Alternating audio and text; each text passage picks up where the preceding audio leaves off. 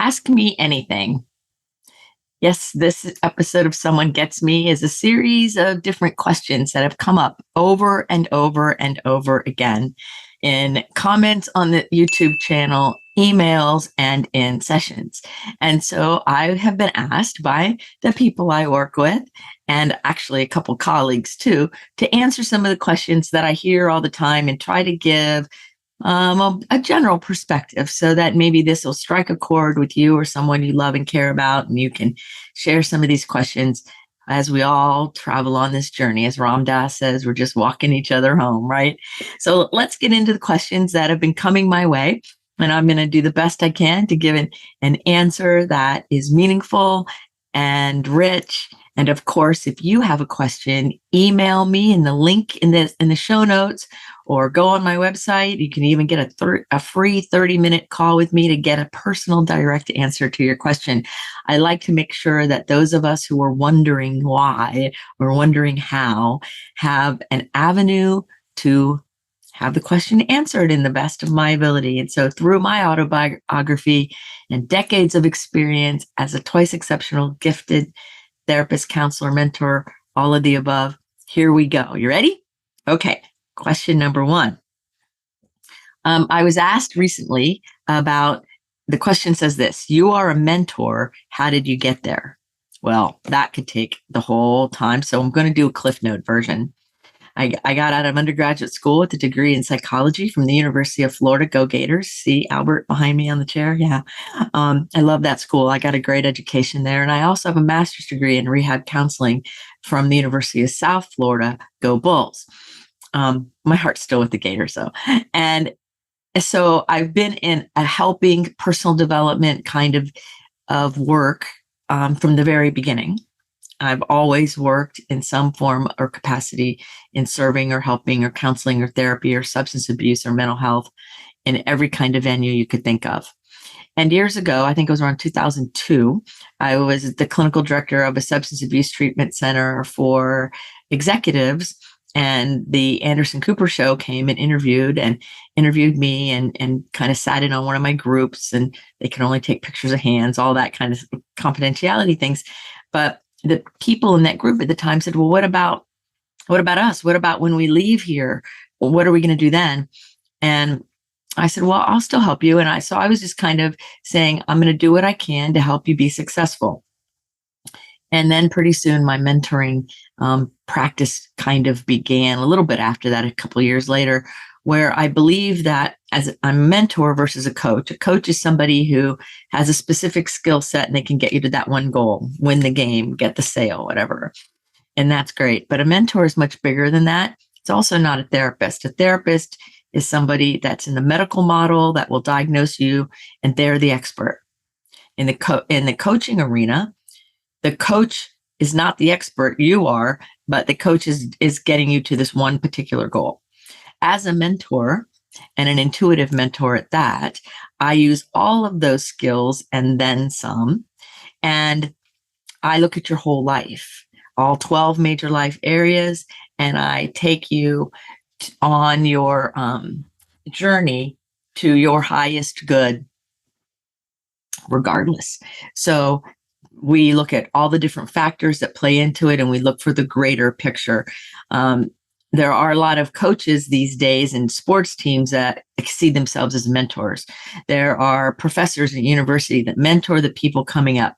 So it means that I've already walked the road. I have expertise in this department. I have education, skill, knowledge, and I wrap onto that a very strong and accurate intuition. And so my mentoring is a relational situation where basically I come alongside the person and hear what's going on and help map a strategy so that they can be successful and satisfied in all of their life areas. As the phrase goes, a rising tide lifts all ships, right? Like let all parts of your life get better. And it was really, for me, how I became a mentor was more organic and awareness, not only in my own personal development, but in the needs and requests of the gifted people I work with. So question 2. This is a good one. I had somebody directly ask me, how did you get this way? I mean, when did you know you had the gift? Now, this is somebody that I was working with, and it was on actually the second meeting. And it took me a little bit by surprise because what do you mean, how did I get this way? What this person was referring to was spiritually tuned in and intuitive, because I have the ability to ask really effective questions that are on point, that go with whatever the larger picture is for the person that I'm in the presence of, whether it's electronically or in person. In this case, it was in person.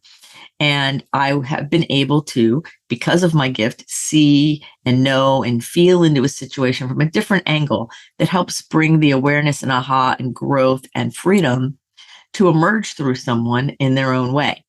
And so I know I had the gift when I was 5 or 6 years old.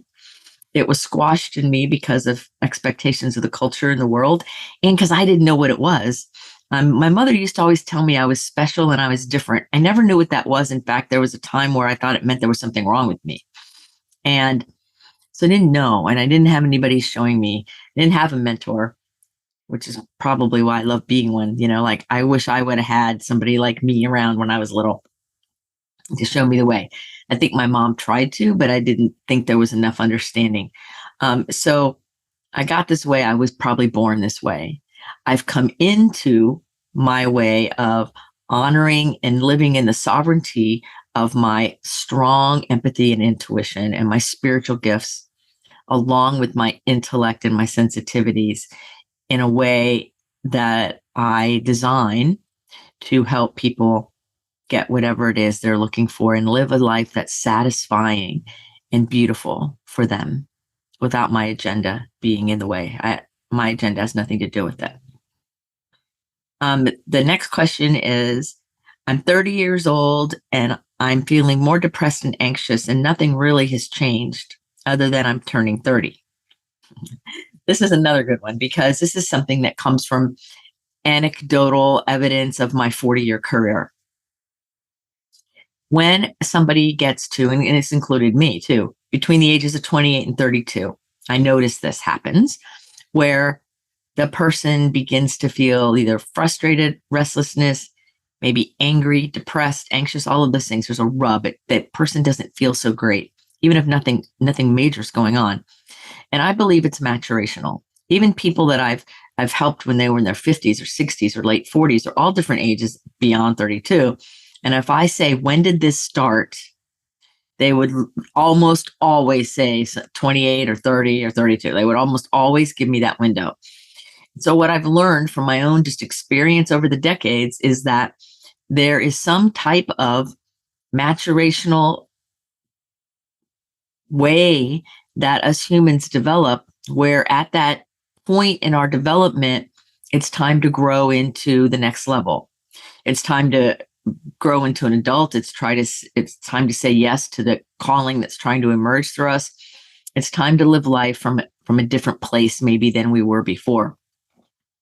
Is it physical, like chemical in nature? I don't know the answer to that question because I've never studied it that way. What I have studied is client after client. Thousands of people will report the same thing. And I've spoken in very large conferences and asked the specific question, and everybody raises their hand. So is it a universal truth? I don't know. What I do know is it's very common. And what I do know is it's nothing to be afraid of or scared of. It means it's time to grow to the next level. As I was telling one of my clients just the other day, when you're feeling frustrated and angsty, that means that's your invitation to grow to the next level. It's your invitation to shed some of the old skin that's holding you too tight, that allows more of you to emerge. So look at it as an opportunity to free yourself from something old and to step in to something beautiful and something new. It's okay. You'll be okay. And get some help, get a mentor, get somebody that can help show you the way, that's lived through that already, or that understands it's not because you're sick. It's not because anything's going on. Now, there could be hormones going on. I always tell people, test your blood, make sure your hormones are okay. And I also tell women, if you're taking birth control that's got those hormones in it, even if it worked all through your 20s and you may be feeling wonky now, you might want to look at that as a possible situation, because hormones can create these kinds of things, and our body changes over time. And so what was good 10 years ago may not be good today. What was good last year may not work today in the same way. So check out all the available resources and know that it's not because you're doing something wrong. It's part of our growing up. It's part of our development. The next question is this. I know you're knowledgeable about addictions. Can I be addicted to an emotion? And the answer is yes. The most powerful of all addictions do not come from outside of us. They're the inside chemistry in our body and our neurology. Our brain is the most sophisticated pharmacy that there is. And so, yes, you can be addicted to an emotion. You can be addicted to fear, to panic, to anger, to happiness, to joy. You can be addicted to any of it. And I use this example a lot when I did a lot of domestic violence work. And sometimes people didn't realize that their home environment was creating a trauma response. And I would say, think about it. You're happy, and everything's good in the relationship. And you come home from work and your partner, whoever it is that's there, is all angry and upset and mad at you. And you're like, whoa, that took me off guard. And then you deal with whatever it is. And then the next time you come home, the next day or 2 days later, or the next week, it happens again. And then it happens again. And pretty soon you start feeling that anxiety when you touch the doorknob or pull in the driveway. And pretty soon you're feeling that anxiety when you leave, because when you come home, it could be that way. And so it starts becoming more prevalent in our world because we're being conditioned through the chemistry of the emotion of fear of being attacked, or fear of being berated, or fear of not being enough. All of those things come because we get conditioned over time for the fear. We live in a culture right now that mass shootings and fear and all kinds of things that are just unacceptable are happening, and it's in our faces so much that people are responding, and in that addictive cycle of fear and anger, that they're making really poor choices. Some of the people who've been causing harm and destruction recently in the news, I watch very little of it. And the little bit that I have been seeing lately is all about people who are doing things just seemingly out of nowhere. Well, it's not out of nowhere. They have a lot of complicated trauma, a lot of complicated grief. There's all kinds of things going on with them. And then this happens, whatever the event is happens. And then they shoot somebody, or they act up, or they go get drunk, or they get in a wreck, or they, drive ridiculous on the interstate and create a big wreck. There's all kinds of things people do because they're addicted to the emotion, the pattern. Domestic violence follows a similar system. Everything's good. It builds steam. There's a violence. Then there's like a honeymoon phase. Oh, I'm sorry, blah, blah, blah. Let me back in. And then it starts building up again. That's a really superficial look at it. But the point is, the answer to this question is yes, you can be addicted to emotion. Many people are addicted to fear. Many people are addicted to wanting to connect somehow. And that feeling of being alone, loneliness. So think about it. Can you not watch the news? Can you not engage with something that's feeding into fear in your system? Can you begin to ask critical questions? Is what I'm even hearing true? Really? Just because it's on TV or it's on Google doesn't make it so. We're learning that more and more these days, right? Okay, so yes, you can be addicted to your emotions. That's where mentoring, counseling, and all different kinds of things where people can really understand emotional health can really serve you. It's not as much in the coaching realm. It's more in a mentoring realm or therapy realm often. Some coaches can do it, but that coaching is a different animal. So you want to have people in your corner that understand emotional wellness, understand emotional processing, and can show you the way. So there's that one. Okay, the next question.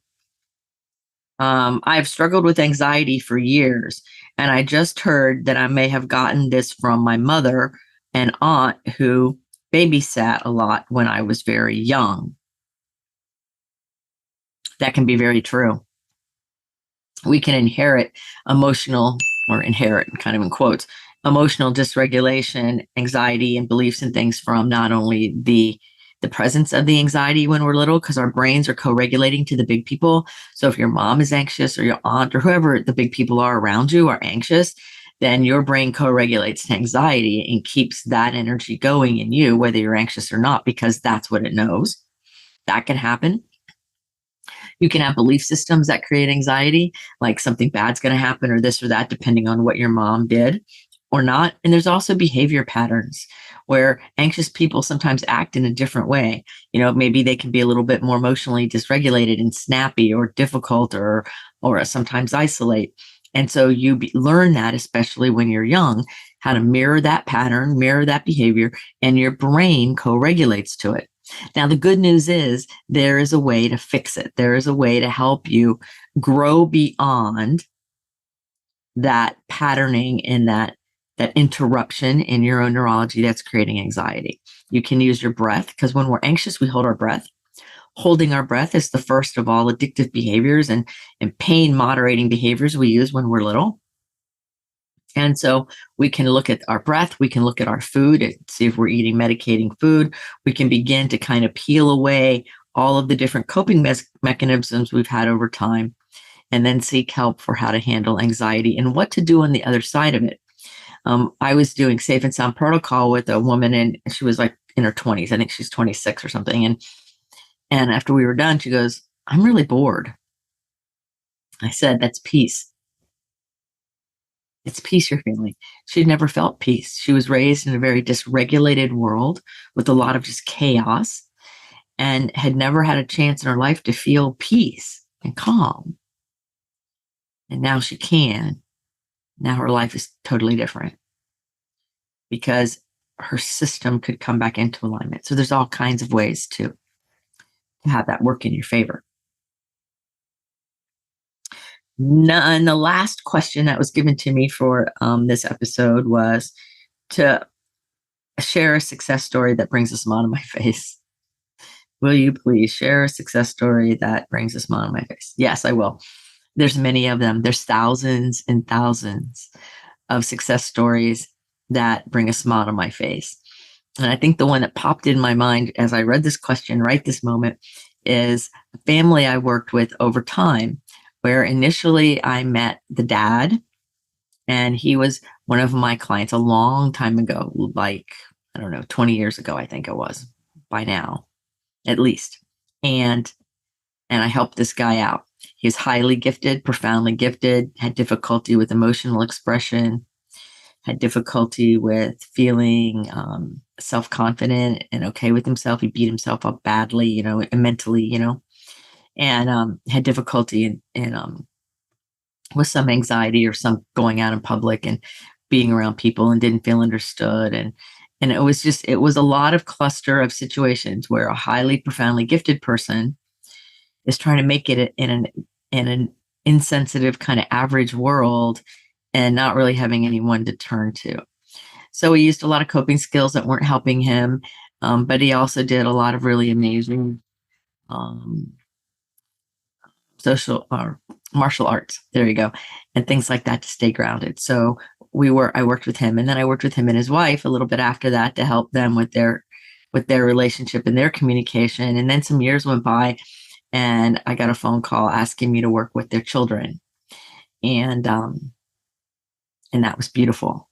And so as the children got older, and got into junior high and high school, they asked me to come work with the children in the family so that, and the quote is, so that they didn't have to go through the same struggles the adults did. That brings a smile on my face. Yeah. Because the parents' awareness and healing and growth and development, they desired so strongly to pass to their children.